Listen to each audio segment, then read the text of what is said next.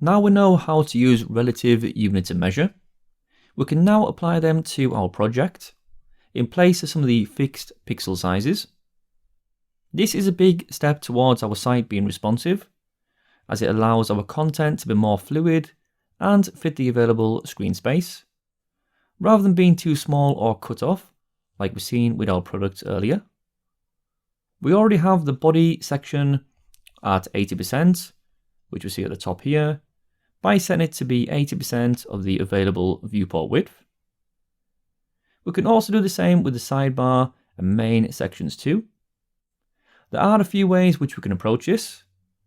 If we scroll down to the main and the aside section, which we see just here, currently we have the main section at 680 pixels and the sidebar at 270.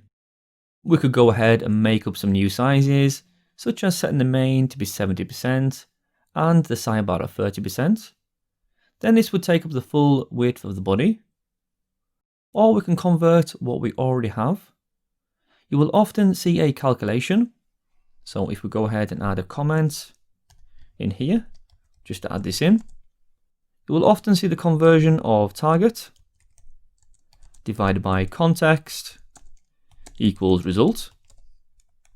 And this is how we can convert a pixel size to a fluid size, which means our sizes can then scale. And this is how it works in practice. So let's add a new comment just below. So first of all, the target is the current width we have of 680. We then divide this by the context, and the context is the 1000 pixels container, which we had originally for the body. And this works out at 0.68.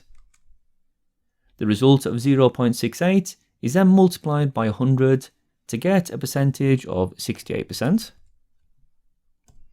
So this is how this looks. Since we had a nice round 1000 pixels body, the calculation is pretty simple, but it's still useful to know how to convert this for less rounded numbers. If we save that, over to the browser and then refresh, we don't see any difference because the size is just the same, but rather than a pixel value, it's now a percentage. Back over to the CSS, we can also do the same with the aside section.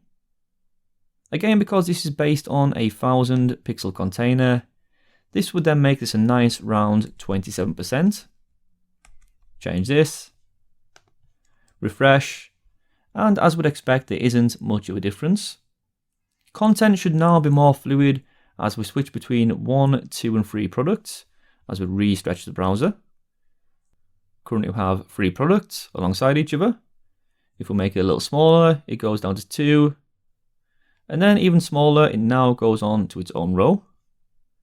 And if we make this smaller screen, just like that, we now see the products are now stacked on top of each other.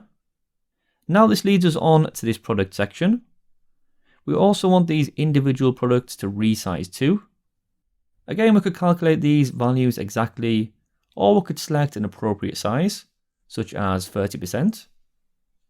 So over to the product, rather than this fixed size of 210 pixels, let's set this to be 30%, leaving 3 on each row. And let's refresh and see the difference. Okay, back to full size. We have our 3 products. And then we can see as we resize the browser that these 3 products are also getting narrower and wider as the screen changes.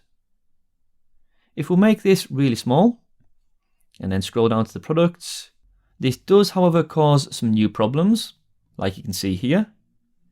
Some elements can flow onto more lines, such as this text description. So this is longer than this one here, meaning that the height of the product div is different to the rest. So while we could go ahead and fix this by applying various CSS hacks, there is also a different approach we can use. And this is to change layout for different size devices using media queries. And we'll look at how to apply these next.